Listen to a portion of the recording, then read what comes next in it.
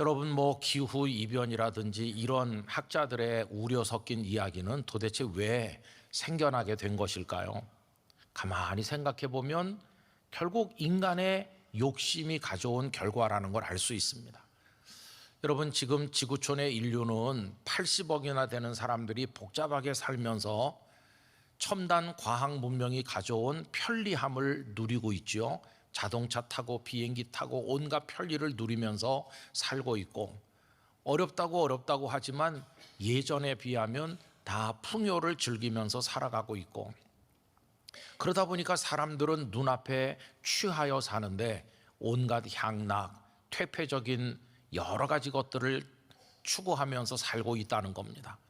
이 지구가 뜨거워지는데 그것에 대해서 아랑곳하지 않고 다 자기 욕망을 위해서 산다는 겁니다. 일찍이 많은 지도자들이 걱정을 안 한 건 아닌데, 그래서 세계 기후 협약을 맺기도 하고 탄소를 좀 줄여야 된다고 하면서 노력을 안 하는 건 아니지만, 각 나라들은 자기 욕심 때문에 더 많은 산업을 발전시키고, 우리 개개인도 다 에어컨을 지금 틀고 자동차를 타고 잘 안 되고 있죠. 결국 오늘은 편하고 오늘은 만족하게 사는지 모르지만 내일이라는 시간이 오면 우리에게 주어지는 건 비참한 멸망밖에는 없는 게 아닌가, 이런 생각을 한다는 겁니다. 내일이 두렵다 하는 게 오늘 우리들의 현실인데 깨닫지 못하고 있다는 것입니다. 내일을 위해서 염려하면 어떤 사람들은 좀 비웃듯이 빈정대는 사람이 있습니다. 아이, 오늘이나 잘 살면 되는 거지 내일 걱정을 왜 해요? 내일이 있기나 합니까? 그렇게 말하는 이들도 있어요. 관념적으로 말하면 내일이라는 개념은 사실은 없는 거죠. 하룻밤 자고 깨면 내일이 오늘이 되니까. 그러나 여러분, 그렇다고 해서 미래가 없는 겁니까? 내일은 그런 의미에 있는 겁니다. 오늘 아직 우리에게 오진 않았지만 내일이 오늘이란 이름으로 우리 앞에 올 거니까 미래는 엄연히 존재하는 것이고, 따라서 그 미래를 위해서 어떤 준비를 하는 것은 지극히 당연하다는 것을 알 수 있습니다. 여러분, 예수님께서 내일 일을 위하여 염려하지 말라 말씀하신 바가 있지만, 그것은 내일을 생각하지 말고 오늘에 도취되어 살라는 말씀이 아니고 내일을 위한 부질없는 욕망에 빠지지 말라는 뜻이지, 예수님은 많은 말씀 속에서 그리스도인들이 내일을 어떻게 대비해야 되는가에 관해서 얼마나 강조하셨는지 모릅니다. 그래서 여러분, 지혜로운 사람은 몸은 오늘 여기 있지만 마음은 내일에 가서 사는 사람이죠. 그는 상상력 속에서 삽니다. 내일 내가 아침에 눈을 떴을 때 나는 어떻게 되어 있을 것이며, 내 가족들, 내가 사랑하는 교회, 그리고 우리나라 대한민국, 이 땅의 인류는 어떤 일을 맞이할 것인지를 다각도로 상상하면서 그 내일이라고 하는 관점에서 내일의 눈을 가지고 오늘 우리들의 삶의 모습을 바라보는 지혜가 있다는 것입니다. 여러분, 이것이 소위 시간을 겹쳐서 산다 하는 말입니다. 시간을 흔히 과거, 현재, 미래로 나눌 때 우리는 지금 현재 시점에 서 있지 않습니까? 그러나 우린 과거의 경험을 가지고 있지요. 과거에 내가 미리미리 잘 준비했더니 그 다음에 어려운 일을 극복할 수 있었어 하는 좋은 기억, 아니면 그때 내가 방만하게 취하여 살았더니 그 다음에 큰 위기를 만났지 하는 쓴 기억까지 다 우린 가지고 있지 않습니까? 그 과거가 우리에게 남겨준 소중한 기억의 토대 위에다가 우리는 상상 속에서 미래를 오늘로 끌어와야 됩니다. 내일이라는 시간이 왔을 때 나와 우리 가족과 교회와 이 대한민국과 이 인류가 어떤 일을 맞이할지를 잘 생각을 해서 그걸 오늘의 일인 것처럼 생각하면서 오늘 어떤 결단을 해야 되고 오늘 어떻게 대처하며 허리띠를 동여매고 두 눈을 부릅뜨고 살아야 되는지 신앙 안에서 결단하는 게 필요한데, 그게 바로 현명함이요 지혜인 것입니다. 그래서 그리스도인의 그 지혜는 거기 있는 것이고, 결국 이거는 시간을 겹쳐서 사는 거죠. 현재라는 시간 위에 미래를 겹치는 것입니다. 그렇게 살 때 오늘 어떻게 살아야 되는가에 대한 답이 나오게 되어 있다고 하는 것입니다. 여러분, 이런 의미에서 오늘 읽은 예레미야 24장 말씀은 우리에게 아주 중요한 교훈을 주고 있습니다. 예레미야 24장이 주어졌던 때는 느부갓네살 그 바벨론 왕이 두 차례 침략을 해서 많은 사람들을 포로로 끌고 가고 아직 마지막 세 번째 침략은 이루어지기 전 바로 그 어간입니다. 여러분, 오늘 본문 말씀 1절 앞부분을 보시면 바벨론의 느부갓네살 왕이 유다 왕 여호야김의 아들 여고냐와, 여기 여고냐는 여호야긴 왕을 말하는데, 유다 고관들과 목공들과 철공들을 예루살렘에서 바벨론으로 옮긴 후에, 이 말은 2차 침공이 있은 이후에 그런 뜻입니다. 느부갓네살의 첫 번째 침략은 BC 605년에 있었고요. 두 번째 여기 언급된 침략은 BC 597년에 있었습니다. 그리고 아직 마지막 침략은 이루어지지 않아서 예루살렘에는 시드기야 왕이 있었고 그 다음에 백성들이 남아서 살고 있는 거죠. 바로 그때 24장의 말씀이 주어진 겁니다. 어느 날 예레미야에게 하나님께서 환상을 보여주셨는데 두 광주리의 무화과를 보게 됐습니다. 한 광주리에는 최상품 무화과가 담겨 있고 다른 광주리에는 최악의 먹을 수 없는 무화과가 담겨 있었습니다. 그럼 여러분, 이 두 종류의 무화과가 가리키는 게 도대체 뭘까요? 그때 예루살렘의 왕으로 있었던 시드기야 왕과 방백들 백성들은 자신들을 이렇게 생각했습니다. 자, 봐라, 느부갓네살이 와서 벌써 두 번이나 우리를 침략해가지고 많은 백성들을 끌고 가지 않았느냐. 저 끌려간 사람들 참 안 됐어. 포로로 끌려가서 얼마나 고생할까. 저 사람들은 왜 끌려갔을까? 하나님의 진노를 받았기 때문이다. 하나님께서 나쁜 무화과와 같은 저들을 버리셨기 때문에 끌려가는 거다. 그러면 예루살렘에 남아 살고 있는 자신들은 어떻게 생각했을까요? 우리는 좋은 무화과와 같기 때문에 하나님께서 우리에게는 특별한 은혜를 베푸셔서 우리는 포로로 끌려가지 않고 예루살렘을 지키며 우리는 잘 지내고 있지 않느냐. 이렇게 자기 자신들은 좋은 무화과라고 생각했어요. 근데 여러분, 이들의 이런 생각이 옳은 것일까요? 아니었어요. 하나님의 말씀은 정반대입니다.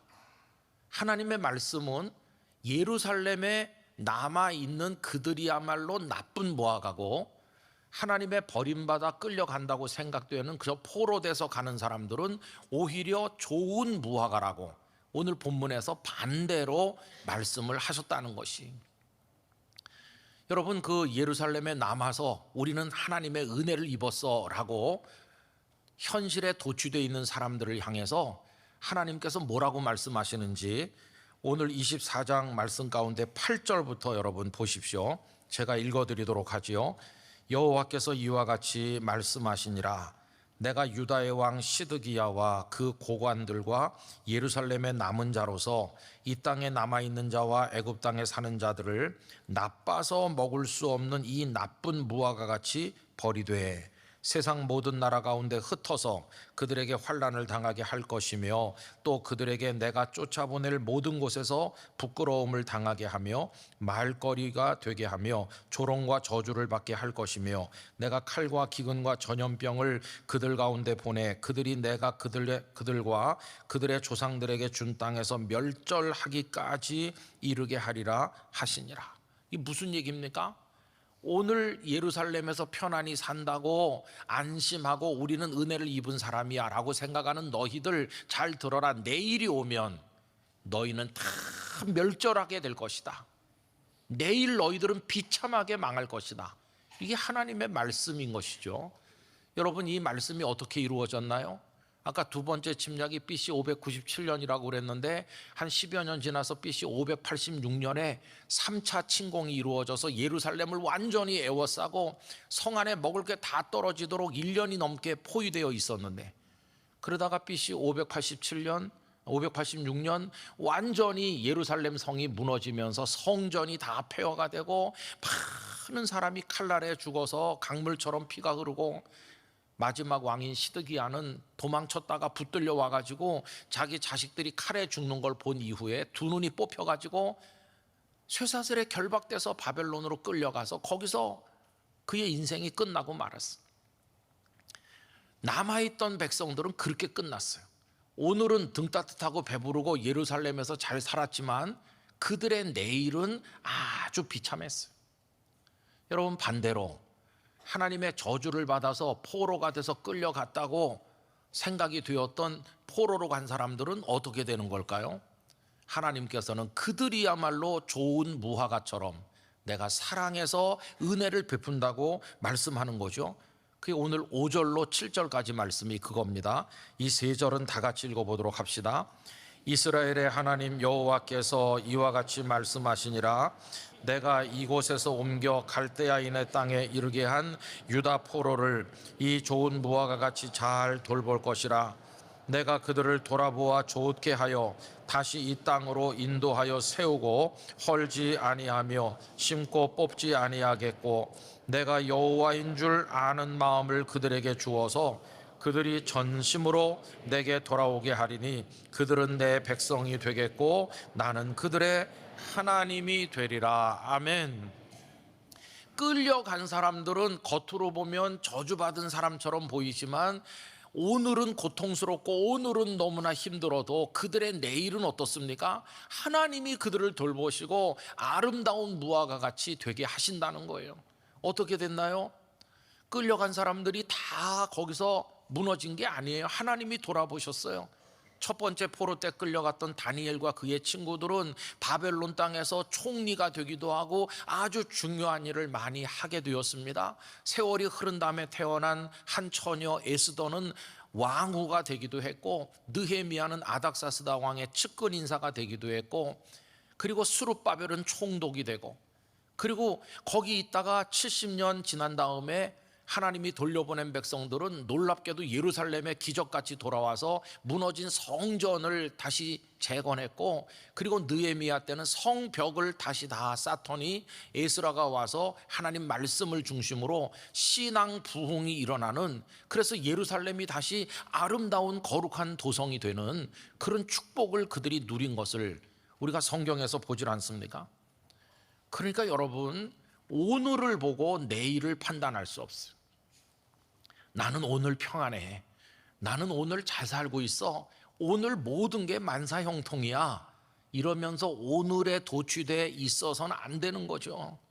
오늘 내가 예루살렘에서 편안히 살아도 내일이 멸망이라면 이건 심각한 거예요. 오늘 바벨론 땅에 끌려간 사람처럼 죽을 지경이고 고통을 받는다 해서 끝난 게 아니에요. 하나님의 은혜의 손길이 임하면 내일은 아름다운 승리가 있을 줄 믿습니다. 그러니까 오늘을 보고 내일을 판단할 수는 없는 것이. 그래서 오늘 사는 사람들은 내일에 대해서 두려움을 느껴야 되는 것이고, 내일 어떤 일이 일어날는지를 생각을 하면서 내일의 입장에 서서 오늘 내가 무엇을 해야 될지 그거를 판단해야만 된다고 하는 가르침을 주시는 것입니다. 우리 사랑하는 성도 여러분, 오늘 모든 게 형통하다고 절대로 도취되거나 교만하시면 안 됩니다. 내일에 대한 두려움 속에서 겸손하기를 원합니다. 오늘 어렵고 힘들다고 포기하시면 안 됩니다. 하나님의 은혜가 임하면 내일 우리는 일어서게 될 줄 믿습니다. 내일이 삶의 중심이 되어 오늘을 이끌고 나가도록 살아가야만 된다는 겁니다. 그게 오늘 설교 제목이 내일의 눈으로 오늘을 본다고 하는 그런 뜻이죠. 오늘은 79년 전에 하나님께서 우리를 해방시켜 주신 걸 생각하면서 예배하는 주일인데요, 정말 하나님은 불가능한 상황에서 하나님만이 하실 수 있는 전능하신 방법으로 일제의 억압으로부터 우리를 해방시켜 주셨습니다. 하나님의 은혜에 대해서 우리 깊이 감사하고 영광과 찬송을 올려야 될 줄로 믿습니다. 무엇으로부터의 광복인가? 일제 억압으로부터의 해방이고 광복이죠. 그러면 79년이 지난 오늘 우리들은 아무데도 억압당하고 있지 않은 진정한 광복을 이루었나요? 그렇지를 못해서 안타깝습니다. 지금 우리 대한민국 국민들은 무엇에 눌려 있나? 분단이 주는 고통에 눌려 있잖아요. 전 세계 유일하게 하나 남은 분단 국가가 돼가지고 얼마나 남북이 치열하게 대치하고 있습니까? 이 분단의 고통도 일제 억압의 고통 이상으로 우리를 힘들게 하고 있어요. 하나님께서 우리를 불쌍히 여겨서 이 분단의 고통에서 벗어나게 하시고 남북이 복음으로 통일되는 날을 속히 주시기를 위해서 끊임없이 기도해야 될 줄로 믿습니다. 이 땅을 불쌍히 여겨 주시옵소서. 그게 우리가 현실적으로 지금 고통받는 겁니다. 또 우린 무엇에 억압을 받고 있냐 하면은 다 망가지고 흐트러진 국민성과 부패된 정신에 의해서 억압당하고 있는 거예요. 저는 우리 대한민국의 현실을 보면 참 뭐 저만 그런 건 아니겠지만 갑갑해요. 여러분, 겉으로 보면 일견 잘 사는 것처럼 보여요. 경제력도 뭐 세계 10위권에 육박한다고 그러지. 몇몇 분야에서는 세계 최고가 되어 있기도 하고, 또 요즘에는 앞에 K자만 붙이면 다 잘 돼요. K 댄스도 잘 돼, K 패션, 거기다 K 화장품, 그 다음에 또 뭐 요새 원전도 프랑스를 누르고 수출하게 돼서 K 원전이라는 말이 생겼더라고요. 하여튼 앞에 K자 붙이면 굉장한 인기를 끄는 게 사실이에요. 또 선수단 규모는 얼마 안 되지만 이번에 파리 올림픽에서 금메달들을 막 따면서 국위를 선양하고 있으니까 야, 대한민국이 굉장해. 우리 잘 살아. 오늘 잘 사는 것 같아요, 오늘. 그런데 대한민국의 내일은 어떤가요? 내일이 두려운 거예요. 저는 좀 비관적이어서 그런지 내일을 준비하는 정신이 대한민국 사회에 다 사라진 것 같아요. 어떤 정치 지도자가 나타나서 여러분 오늘은 눈물을 흘리고 오늘은 고난받고 오늘은 허리띠를 동여매서라도 우리 후손들이 살아갈 내일의 대한민국을 아름답게 세우자, 이렇게 말하는 지도자가 없는 것 같아요. 그냥 오늘 표만 낼 수 있으면 우리 후손들이 내일 빚더미에 앉든지 말든지 오늘 흥청망청 선심성 공약을 남발하면서 내일에 대해서 염려하지 않아요. 여러분, 우리 국민들은 현실의 그 풍요에 도취돼 가지고 다 정신이 마비된 것 같아요. 얼마나 술을 많이 먹는 나라가 됐는지 몰라요. 술만 많이 먹으면 다행인데 여러분, 마약이요 무서운 속도로 퍼지고 있습니다. 몇 달 전에 어느 교도소에 가서 예배를 드렸는데 그 소장님 말씀이 요새 새로 들어오는 사람 중에 10% 이상이 마약 때문에 들어오는 거라고. 가끔씩 뭐 마약 이렇게 보도되니까 어쩌다 한 명이 하는 줄 아는데 초등학생에게까지 마약이 지금 퍼져가고 있는 거죠. 몇천 원이면 살 수 있는, 정말 무서운 그런 일이에요. 마약에 취한 사람들이 길거리에 다 이렇게 들어 누워가지고 비틀거리는 그런 일이 오면 이거 어떻게 되는 거지 생각이 들고, 거기다 뭐 동성애 하는 사람들, 하여튼 이 대한민국이 내일 어떻게 될 건지. 그럼 이 땅의 교회들은 정신을 차려야 되는데 목회자도 교회 성도들도 다 세속적 물결에 다 점령당해가지고 하나님 말씀은 그냥 형식으로 하고 삶은 다 세속적 원리에 따라 살아가면서 내일 이 땅의 교회들의 성도들이 앉아 있을까? 아니면 예배당이 텅텅 비어가지고 다 팔려나가는 거 아닌가? 그런 생각이 드는 거예요. 내일 한국교회가 걱정이야. 내일 대한민국이 걱정이야. 내일 우리 자식들이 믿음 지키고 살 수 있을지 걱정이야. 내일이 참 두려운 거예요. 우리가 광복절을 생각하면서 예배하는 이유는 뭡니까? 세상은 그렇다 할지라도 하나님을 경외하는 성도들만이라도 하나님을 두려워하고 하나님의 말씀을 의지해서 내일을 위해서 오늘 믿음으로 준비하기 위해서 이런 예배를 드리는 줄로 믿습니다. 우리는 좀 달라야 되는 것이죠. 그래서 내일을 염려하는 마음으로, 그 염려가 거룩한 염려인데 오늘 우리 성도들이 어떻게 살아야 되는지 그거를 결단해야 되는 것이죠. 저는 오늘 삼보 예배 함께하는 성도들이 홍수를 준비해서 구원받은 노아처럼 사시길 바랍니다. 홍수는 내일인데 노아는 오늘 방주를 준비하잖아요. 그게 그리스도인의 지혜인 것이.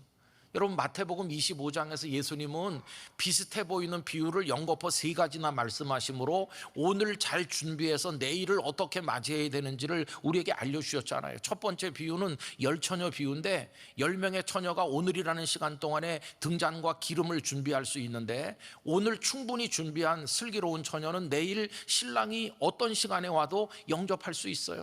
근데 오늘이란 시간 동안에 제대로 준비하지 못한 어리석은 처녀는 내일 신랑이 오니까 기름이 떨어져 가지고 문 밖에서 두드리다가 쫓겨나는 거예요. 두 번째 비유는 달란트 비유인데 오늘이라는 시간에 주인이 달란트들을 나눠주고 그 시간 동안에 열심히 일해서 달란트를 남겨야 되는데 그걸 잘한 사람은 내일 주인이 와서 회개할 때 남긴 달란트를 드리면서 착하고 충성된 종이라고 칭찬받는데 오늘 파묻어 놓은 사람은 내일 주인이 올 때 악하고 게으른 종이라고 쫓겨나는 거예요. 또 3번째 비유가 양과 염소의 비유인데 오늘이라는 시간 동안에 기회를 주시고 헐벗고 굶주린 이웃이 우리 앞에 있게 하실 때 그들을 사랑으로 잘 섬기면 내일 인자가 와서 심판대에 앉으실 때 칭찬받으면서 영원한 생명의 나라에 들어가겠지만 오늘 누리고 자기 욕망만 위해 살고 기회를 보내고 어렵고 힘든 형제를 무시하고 사는 사람들은 내일 인자의 심판대 앞에 서면 영원한 형벌에 떨어지는 거예요. 왜 마태복음 25장에서 예수님은 비슷해 보이는 비유를 연거푸 3번이나 말씀했을까? 그건요 강조하고 또 강조하는 거죠. 여러분 복음의 구조가 똑같습니다. 예수님을 믿는 구조가 똑같아요. 오늘 우리는 예수님을 믿고 있잖아요. 오늘 왜 우리가 예수님을 믿습니까? 이 무더운 날 왜 예배당에 오셨나요? 오늘 예수님을 믿어 내일 구원받기 위함 아닙니까? 이 구조가 기본 구조가 그래요. 부산에 있을 때 매년 전도 집회들을 했는데 안 믿는 분들을 가득 모셔다 놓고 제가 복음을 전도하고 결단하게 하시고 이렇게 했거든요. 그랬더니 해운대 사는 어떤 금은방을 경영하시는 부부가 해운대에서 그때는 1시간 넘게 걸렸습니다. 그 다음에는 뭐 광안대교가 생기고 해서 한 15분이면 왔지만은 아주 먼 거리였어요. 근데 열심히 오시더니 그때는 학습 제도가 있었는데 학습도 받고 세례도 받고 그래서 그분들이 신앙 간증을 하게 됐어요. 그때는 주일날마다 설교 전에 매주일 간증이 있었거든요. 그분들이 나와서 간증하면서 어떻게 예수님을 믿게 됐느냐, 누가 나를 데려왔어요로 시작을 해가지고 근데 어떻게 믿기로 결심을 했느냐 하니까 그날 제가 이렇게 설교를 했다는 거예요. 아무도 천국에 지옥에 가본 사람은 없지만은 우리 말씀을 보고 믿는 건데 혹시 그게 믿어지지 않더라도 혹시 있을지도 모르니까 오늘 보험 드는 마음으로 믿어두세요 이렇게 말했다는 거예요. 근데 이 두 분이 그 얘기를 듣다가 정말 그렇구나 생각을 했대요. 아 말을까봐 보험 들고 뭐 그런 것처럼 진짜 천국이나 지옥이 있을지도 모르는데 여보 우리 둘이 예수님을 믿어둡시다 보험 드는 마음으로 이래가지고 오기 시작을 했는데 참 믿음이 된 거죠. 오늘 믿어 내일 구원받는 거예요. 신부는 이미 오늘 하나님 자녀가 됐지만 영원한 생명의 나라 우리가 면류관 쓰는 내일이 올 거 아닙니까? 여러분 오늘 믿음으로 하나님을 잘 섬기시기를 바랍니다. 그렇게 하다 보면 세상 사람들이 우리를 조롱하기도 하고 고난도 받고 환난도 만나고 어려운 일도 많이 만나요. 예수님을 제대로 믿으려면 어려운 일이 많거든요. 여러분 그때 인내하고 잘 견디고 잘 이겨내시기를 바랍니다. 오늘 고통을 받더라도 내일은 훨씬 큰 영광으로 면류관 씌워주실 줄로 믿습니다. 고린도후서 4장 17절 우리가 잠시 받는 환난에 경한 것이 경하다는 건 가벼운 건데 이 땅에 사는 동안 오늘이라는 시간 동안 환난을 잘 견디면 이것이 어떤 결과를 가져옵니까? 지극히 크고 영원한 영광에 중한 것 감당하기 어려운 큰 영광을 우리에게 이루게 함이니 우리 성도들에게 면류관 씌워주실 줄로 믿습니다. 그래서 우리 성도들은 절제를 배워야 됩니다. 눈앞에 있는 것에 도취되지 말고 교만하지 말고 허리띠를 동여매고 두려워하는 마음으로 하나님의 뜻을 구하고 우리의 내일을 거룩하게 준비하면서 오늘을 살아야 되는 거죠. 그렇게 할 때 하나님께서는 우리 개인의 인생에도 우리 가족에도 우리 영락교회 미래에도 이 땅의 교회들과 대한민국의 미래에 이 민족에게 하나님의 은혜를 내려주실 줄 믿습니다.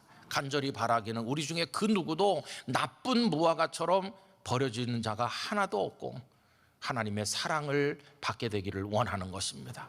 깨어있는 그리스도인이 되기를 소망합니다. 우리 영락교회가 그렇게 되기를 원합니다.